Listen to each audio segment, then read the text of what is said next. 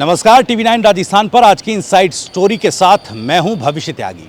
आज की inside story की शुरुआत करें उससे पहले कांग्रेस नेता रामेश्वर डूडी का हेल्थ अपडेट आपको बता दें। दरअसल एक अच्छी खबर इस बाबत सामने आई है। रामेश्वर डूडी साहब का जो स्वास्थ्य है वो धीरे धीरे सुधार की तरफ बढ़ रहा है।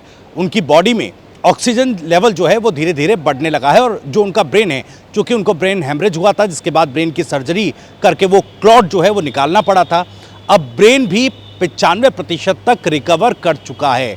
हालांकि अगले 24 घंटे बेहद महत्वपूर्ण रामेश्वर डूडी के स्वास्थ्य के लिए होने वाले हैं। अब उनको वेंटिलेटर से हटा लिया गया है और मेदांता अस्पताल के आईसीयू वार्ड में उनको अभी रखा गया है। अगले 24 घंटे डॉक्टरों की जो एक टीम बनाई गई थी, मुख्यमंत्री अशोक गहलोत ने जो टीम गठित की थी वो लगातार मॉनिटरिंग कर रही है और ये जैसा मैंने पहले बताया 24 घंटे जो हैं काफ़ी महत्वपूर्ण उनके स्वास्थ्य को लेकर होने वाले हैं। खैर, बढ़ते आगे इनसाइड स्टोरी में आज बात करेंगे सचिन पायलट के सामने क्या है बड़ी चुनौती, जो एक नई चुनौती उनके सामने आ रही है। दूसरा, वसुंधरा राजे क्या हिट एंड ट्राई की रणनीति पर काम कर रही है और क्या है ये हिट एंड ट्राई की रणनीति और इसका प्रभाव क्या पड़ेगा ये भी आपको बताएंगे। और राजस्थान में बीजेपी और कांग्रेस के भीतर उनके बीच एक और लड़ाई छिड़ पड़ी है। चलिए सबसे पहले इसी लड़ाई की बात कर लेते हैं। दरअसल आज जल जीवन मिशन में भ्रष्टाचार को लेकर ईडी ने राजस्थान में एक बड़ी कार्रवाई की है। जयपुर, दूदू, शाहपुरा इलाके में ईडी ने लगभग 15 से 20 ठिकानों पर छापेमार कार्रवाई की। इनमें 2 नाम भी सामने आए अब तक। आपको बता दें, कल्याण सिंह कविया का नाम इसमें शामिल है, ये बताया जा रहा है, जिनका नाम सामने आया, जिनके ठिकाने पर छापेमारी की गई है।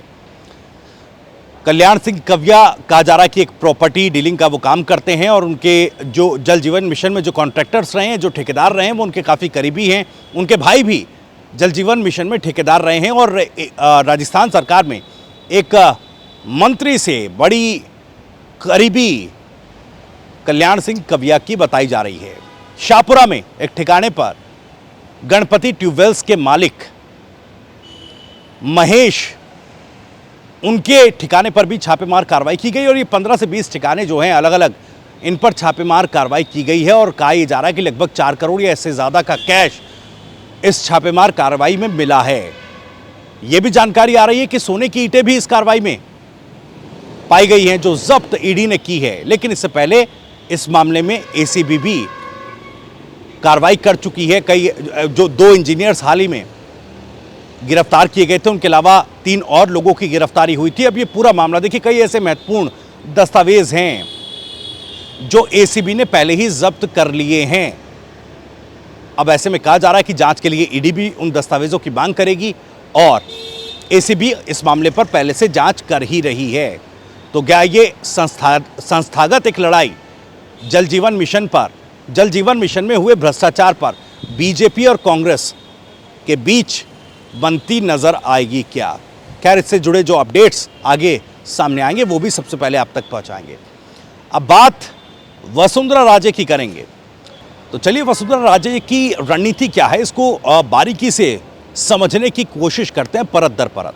अब देखिए, वसुंधरा राजे ठीक एक दिन पहले परिवर्तन यात्रा से उस क्षेत्र में आई जिस क्षेत्र में 3 तारीख को सीपी जोशी साहब जिस यात्रा को लेकर रवाना होने वाले हैं, जिस क्षेत्र के लिए, और इस यात्रा को हरी झंडी दिखाएंगे 3 सितंबर को केंद्रीय गृह मंत्री अमित शाह।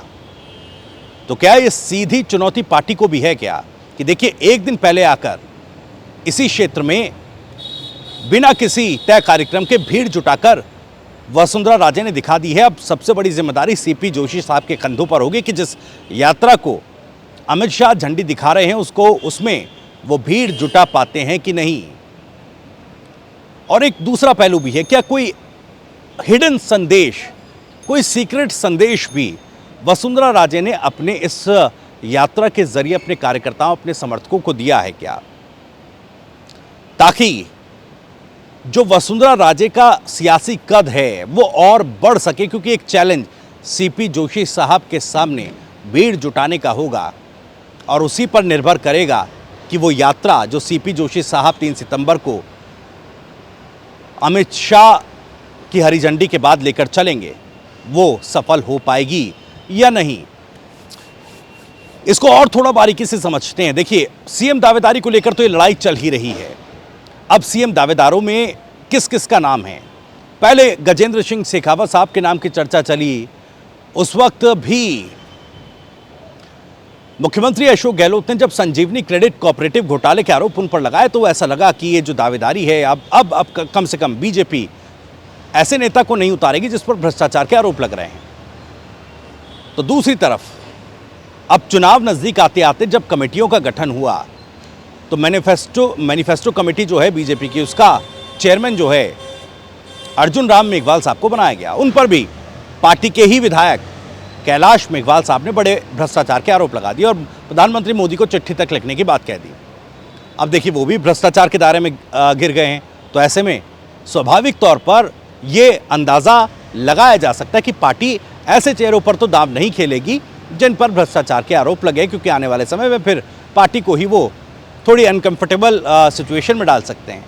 एक एक करके क्या सीएम दावेदारों के जो प्रतिद्वंदिता है, क्या इसमें एक नाम के सामने चुनौती पेश करके वसुंधरा राजे ने भी उसे भी राजनीतिक तौर पर निपटाने की रणनीति तैयार की है क्या, और उस पर उसका इम्प्लीमेंटेशन कर रही है क्या? अब देखिए, जैसे मैंने पहले बताया, सीपी जोशी साहब के सामने चुनौती बड़ी है। अगर 3 तारीख की यात्रा जो शुरू हो रही है, परिवर्तन यात्रा, मेवाड़ क्षेत्र में लेकर निकलेंगे सीपी जोशी साहब, और यहाँ पर अगर भीड़ इकट्ठा नहीं होती है तो फिर ये संदेश जाएगा। देखिए, सीपी जोशी साहब इस यात्रा को सफल नहीं बना पाए, भीड़ नहीं जुटा पाए। ऐसे में फिर एक नाम जो है सीएम दावेदारों की लिस्ट से क्या कट ऑफ हो जाएगा, क्योंकि बड़ा संदेश जाएगा। अब देखिए, 2 तारीख से वैसे तो परिवर्तन यात्रा की शुरुआत होनी है और पूर्वी राजस्थान में वसुंधरा राजे जो हैं वो उस यात्रा को लेकर आगे चलेंगी, जो कहा जा रहा है। अब जो शुरुआती कार्यक्रम होगा, सभाएं होंगी, उसमें भी वसुंधरा राजे शिरकत करेंगी। ये अभी तक का कार्यक्रम है। सवाल ये उठ रहा था वसुंधरा राजे जाएंगी या नहीं जाएंगी, लेकिन जाहिर तौर पर, खुले तौर पर तो वो अभी बगावत के मूड में नज़र नहीं आ रही हैं। लेकिन एक एक करके हर्डल जो हैं, चुनौतियाँ जो हैं, वो पेश करती जा रही हैं। अब अगर ये हिट एंड ट्राई की रणनीति ही है तो इसमें 2 सवाल और उठते हैं। क्या ये हिट एंड ट्राई की रणनीति वसुंधरा को नफ़ा देगी, फ़ायदा देगी, या फिर नुकसान करेगी? क्योंकि पार्टी को बीजेपी में फिलहाल जो पार्टी को नेता चैलेंज करता है, और क्या वो करने की स्थिति में हो सकता है, ये एक अपने आप में बड़ा सवाल है। कहीं ऐसा तो नहीं कि इस तरह की रणनीति पर काम करके वसुंधरा राजे आने वाले समय की गुंजाइश को भी ख़त्म पूरी तरह से कर देंगे? ये भी एक बड़ी संभावना लगती है। लेकिन जैसे मैं हमेशा कहता हूं कि राजनीति संभावनाओं का खेल है। अब संभावनाओं के इर्द गिर्द अपनी सियासी दांवपेच हर कोई चलता है, तो क्या ये भी एक दांव वसुंधरा राजे ने चल दिया है? ये एक बड़ा सवाल, आने वाले समय में इसका भी जवाब मिलेगा। वहीं सचिन पायलट की बात करेंगे। सचिन पायलट के सामने नई चुनौती क्या है? दरअसल सचिन पायलट अभी कहा जा रहा है कि दिल्ली में है, जो जानकारी मिल पाई है। हालांकि कितनी पुष्टि जानकारी, क्योंकि कई दिनों से वो दिल्ली में हैं, मसूदा में किसान सम्मेलन को आयोजित करने के बाद से, और टिकट वितरण की फाइनल एक्सरसाइज कांग्रेस पार्टी में चल रही है। इस बीच टोंक विधानसभा क्षेत्र, यहाँ से 18 आवेदन कांग्रेस पार्टी के भीतर ही मिल गए हैं। कांग्रेस पार्टी के भीतर ही 18 दावेदार इस सीट पर, जहाँ से सचिन पायलट दावेदार हैं। अब ऐसे में सवाल उठ रहा था कि भाई इतने दावेदार कैसे आ गए इस सीट पर? अब जिला अध्यक्ष जो थे उन्होंने साफ किया था कल कि देखिए, सचिन पायलट ही यहाँ से चुनाव लड़ेंगे। अब जिला अध्यक्ष जब इतनी बड़ी बात कह रहे हैं तो फिर जाहिर तौर पर वो औपचारिक बात मानी जाती है, क्योंकि जिलाध्यक्ष के पद पर हैं। लेकिन अब एक और दावेदार ने ताल ठोक दी, जावेद अख्तर। वो कह रहे हैं कि देखिए, मैंने तो आवेदन कर दिया, मैं तो चुनाव लड़ूंगा। तो ऐसे में क्या जो अंदरूनी खींचतान टोंक विधानसभा क्षेत्र को लेकर हो रही है, और दावेदारों की जो इतनी लंबी चौड़ी फहरिस्त है, इस चुनौती से सचिन पायलट कैसे निपटेंगे? ये अपने आप में एक और बड़ा सवाल है। इन्हीं सवालों के साथ आज इनसाइड स्टोरी में इतना ही। राजस्थान के राजनीतिक घटनाक्रम पर आप भी कुछ कहना चाहते हैं तो कमेंट बॉक्स आपके लिए खुला है। और ये वीडियो आपको पसंद आया तो वीडियो को लाइक करें, ज़्यादा से ज़्यादा शेयर करें, और राजस्थान से जुड़ी और भी तमाम खबरों को सबसे पहले जानने के लिए सब्सक्राइब जरूर कर लीजिए। TV9 राजस्थान। नमस्कार।